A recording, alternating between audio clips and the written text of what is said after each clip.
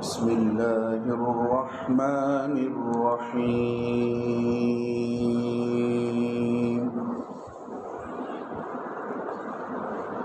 الف لام میم ذلک الکتاب لا ریب فیہ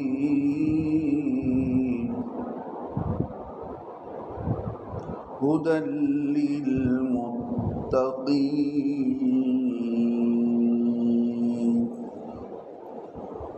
الذين يؤمنون بالغيب ويقيمون الصلاة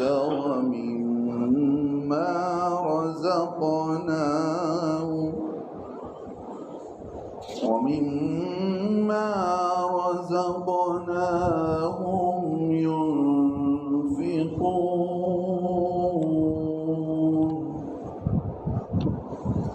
والذين يؤمنون بما أنزل إليك وما أنزل من قبلك وبالآخرة هم يوقنون أولئك على هدى من ربهم وأولئك هم المفلحون.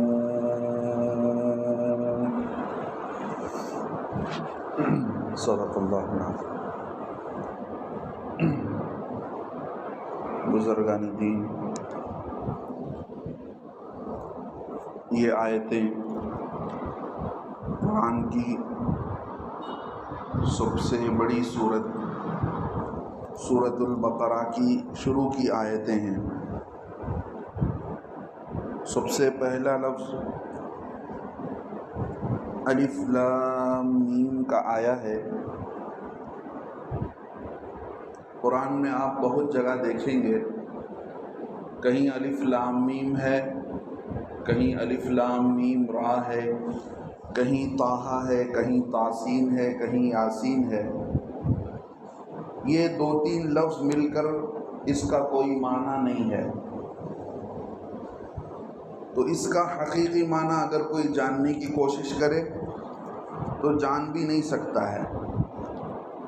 اب سوال یہ پیدا ہوتا ہے کہ یہ تین لفظ کیا ہیں جن کو حروف مقطعات کہا جاتا ہے. قرآن کے اندر ایسے کئی حروف ہیں، الف لام میم، الف لام را، الف لام میم را، کاف ہا یا عین صاد، طاسین، طاسین میم، طٰہٰ، یاسین، حامیم. اس طرح کل ملا کر کے ان کو حروف مقطعات کہا جاتا ہے. ان کو الگ الگ ہی پڑھیں گے. الف لام میم کو کبھی علم نہیں پڑھیں گے، الف الگ ہی پڑھیں گے، لام الگ ہی پڑھیں گے، میم الگ ہی پڑھیں گے. ایسے ہی یاسین کو الگ الگ ہی پڑھیں گے. ایسے ہی جتنے حروف سورت سے پہلے قرآن کے اندر مذکور ہیں ان کو ایسے ہی الگ الگ پڑھا جائے گا. اب سوال یہ پیدا ہوتا ہے کہ ان کے کیا معنی ہیں. جمہور مفسرین یہی فرماتے ہیں کہ اللہ رب العزت ہی کو اس کا معنی معلوم ہے، کیونکہ اللہ کے نبی صلی اللہ علیہ وسلم نے بھی اپنی کسی حدیث میں اس کا لفظ نہیں، اس کا معنی نہیں بتایا کہ اس کا کیا معنی آتا ہے. جب اللہ کے نبی صلی اللہ علیہ وسلم نے نہیں بتایا تو اس کا مطلب یہ ہوا اللہ رب العزت اس کا مطلب ہم سے چھپا کر رکھنا چاہتے ہیں. بعض مفسرین فرماتے ہیں کہ یہ اللہ کے ناموں میں سے کچھ راز اس کے اندر چھپا ہوا ہے. اللہ کی جتنی صفات ہیں ان صفات اور ان ناموں کا راز ان کے اندر چھپا ہوا ہے. سارے محدثین اور سارے مفسرین اس بات پر متفق ہیں کہ یہ حروف مقطعات جو قرآن میں الگ الگ طور پر آئے ہیں یہ اسرار الہیہ میں سے ہیں، یعنی کچھ اللہ رب العزت اس میں چھپا کر رکھے ہیں، اس کا حقیقی مطلب اللہ نے کسی کو نہیں بتایا ہے۔ ہو سکتا ہے اللہ کے نبی صلی اللہ علیہ وسلم کو بتایا گیا ہو اور منع کر دیا گیا ہو کہ آپ امت کو بتائیں نہیں۔ یہ اللہ رب العزت کا کچھ خاص اس میں راز چھپا ہوا ہے، لہذا اللہ ہی کو اس کا معنی اور مطلب معلوم ہے۔ اس کے علاوہ بہت سارے لوگوں نے اس کا مطلب بھی بیان کیا ہے۔ الف لام میم سے کیا مطلب آتا ہے، الف لام میم را کا کیا مطلب آتا ہے، اس کو بھی ہم جھٹلا نہیں سکتے ہیں، لیکن اس کا حقیقی معنی اللہ ہی کو معلوم ہے۔ اب سورہ فاتحہ کے اندر ایک بات ہم نے اللہ سے مانگی تھی، سب سے بڑی چیز اللہ سے جو ہم نے مانگی تھی وہ ہدایت۔ اے اللہ تو ہمیں سیدھے راستے پر دکھا، سیدھے راستے کی ہدایت دے۔ اب وہ سیدھے راستے پر چلانے والی چیز کیا ہے؟ سیدھے راستے پر چلانے والی چیز وہ قرآن ہے، وہ قرآن ہے۔ اس لیے کہ قرآن یہ آدمی کے دل کے اندر جب ایمان ہوتا ہے، ایمان اندر ہوتا ہے اور قرآن کا نور ظاہری زندگی میں نظر آتا ہے، تو یہ قرآن کو رکھ کر ایمان والا جب زندگی گزارتا ہے تو اسے راستہ دکھائی دیتا ہے اور اسے راستے کا پتہ چل جاتا ہے۔ اب یہاں پر اللہ نے فرمایا ذالک الکتاب، حالانکہ یہاں ہونا چاہیے تھے حاذل کتاب۔ حاذا کے معنی آتے ہیں یہ، ذالکہ کے معنی آتے ہیں وہ۔ اب یہی بات سمجھ میں نہیں آتی کہ اللہ رب العزت اس کتاب کے بارے میں بولنا چاہتے ہیں تو اللہ کو یہ بولنا چاہیے تھا حاذل کتاب لا ریب فیہ، یہ قرآن ایسی کتاب ہے کہ اس میں تمہیں شک کرنے کی کوئی گنجائش نہیں۔ اللہ فرماتے ہیں ذالکہ، وہ کتاب۔ کیا مطلب؟ جس راستے کو تم مانگ رہے تھے، ہدایت والے راستے کو، صراط مستقیم کو، اس راستے پر چلانے والی کتاب جس کو تم انتظار کر رہے تھے، یہ وہی کتاب ہے، یہ وہ کتاب ہے۔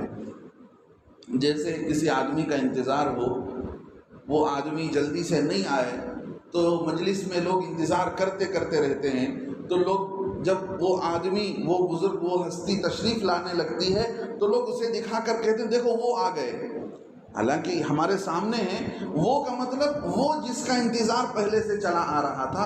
اللہ رب العزت یہی فرماتے ہیں ذالک الکتاب، وہ کتاب ہے، یہ وہ کتاب ہے لا ریب فیہ، جس میں شک نہیں ہو سکتا۔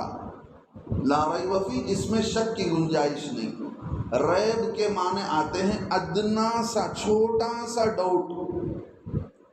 شک کے معنی آتے ہیں ایک آدمی کو کنفیوزنگ ہو جائے کہ بھئی یہ صحیح ہے کہ یہ غلط ہے۔ ریب کے معنی اس کے معنی میں نہیں آتے ہیں۔ ریب کے معنی آتے ہیں ادنا سا، چھوٹا سا ایک ڈاؤٹ، چھوٹا سا ایک دماغ کے اندر ایک خیال پیدا ہو جائے آدمی کو کہ یہ چیز صحیح ہے کہ غلط، ایک چھوٹی سی چیز۔ اللہ فرماتے ہیں اس کتاب کے اندر اس چھوٹی سے خیال کو بھی لانے کی ضرورت نہیں ہے کہ اس کتاب میں نعوذ باللہ کوئی غلط بات آ گئی، کوئی ٹیڑھی بات آ گئی، کوئی جھوٹی بات آ گئی، اس کی کوئی گنجائش نہیں۔ ذالک الکتاب لا ریب فیہ۔ دیکھیے دو چیزیں ہیں، ایک ہے کہ کتاب کے اندر کوئی چیز غلط ہو، اللہ فرماتے ہیں یہ سچی کتاب ہے، ہمارا بھی ایمان ہے، اللہ پر ہمارا ایمان ہے، نبی علیہ الصلوۃ والسلام پر ایمان ہے، اللہ اور نبی کی ذریعے سے ہی یہ کتاب ہمیں ملی ہے۔ تو اب ہمارا ایمان یہ ہے کہ یہ کتاب سچی کتاب ہے، اس کتاب میں تو شک کرنے کی گنجائش ہی نہیں ہے، ڈاؤٹ کرنے کی جگہ ہی نہیں ہے۔ اب ڈاؤٹ کون کر سکتا ہے؟ ڈاؤٹ کرنے والا وہ انسان ہو سکتا ہے جس کے دماغ کے اندر کچھ ٹیڑھا پن ہو، وہ کچھ اسلام اللہ کو لے کر کوئی خیال اس کا صحیح نہیں ہے، تو ایسا آدمی پڑھے گا تو اس کے دماغ کے ٹیڑھے پن کی وجہ سے اسے ڈاؤٹ آ سکتا ہے، لیکن قرآن کے اندر ڈاؤٹ کرنے کی کوئی جگہ ہی نہیں ہے۔ تو اللہ رب العزت فرماتے ہیں ذالک الکتاب لا ریب فیہ، یہ وہ کتاب ہے جس میں شک کی گنجائش ہی نہیں ہے، لا ریب فیہ ھدی للمتقین۔ اللہ فرماتے ہیں لوگوں تم سورہ فاتحہ کے اندر ہدایت مانگ رہے تھے، تو ہدایت ہم کسے دیتے ہیں؟ ہدایت للمتقین۔ یہ کتاب ہدایت کا سامان لے کر آئی ہے ان لوگوں کے لیے جو اللہ سے ڈر کر زندگی گزارتے ہیں۔ تو معلوم یہ ہوا جسے سیدھے راستے پر چلنا ہے، صراط مستقیم پر چلنا ہے، اسے اپنے دل کے اندر اللہ کا ڈر لانا پڑے گا، تبھی جا کر آدمی کو سیدھا راستہ ملے گا اور قرآن کا راستہ ملے گا۔ ہدی للمتقین، یہ کتاب ہدایت کا سامان ہے، ہدایت ہے اس کتاب کے اندر۔ للمتقین، کن لوگوں کے لیے؟ اللہ سے ڈر کر چلنے والوں کے لیے، تقوی اختیار کرنے والوں کے لیے۔ دیکھیں تقوی کسے کہتے ہیں؟ تقوی کہتے ہیں آدمی کا اپنے آپ کو بچتے بچاتے ہوئے چلنا، آدمی ڈرتے ڈرتے ہوئے، کہیں میرے سے غلطی نہ ہو جائے، کہیں مجھ سے گناہ نہ ہو جائے، آدمی اللہ کے احکام پر، نبی کے طریقوں پر ڈرتے ڈرتے ہوئے اپنے کو بچاتے بچاتے ہوئے چلتا ہے، یہ تقوی ہے۔ حضرت عمر رضی اللہ عنہ سے کسی نے پوچھا کہ تقوی کسے کہتے ہیں؟ حضرت عمر رضی اللہ عنہ نے فرمایا دیکھو جنگل کا راستہ ہے، کانٹا دار، ادھر دونوں طرف کانٹے دار درخت ہیں، باریک راستہ ہے، دونوں طرف کانٹے دار درخت ہیں، آدمی جب چلتا ہے تو اپنے کپڑے کو کیسے بچا بچا کر کے چلتا ہے، دونوں طرف سے اپنے کپڑوں کو بچاتا ہے، کہیں ان کانٹوں میں اس کا کپڑا پھنس نہ جائے اور وہ آدمی کا کپڑا پھٹ نہ جائے، کہیں وہ کانٹا اسے کھینچ کر اپنی طرف کھینچ نہ لے۔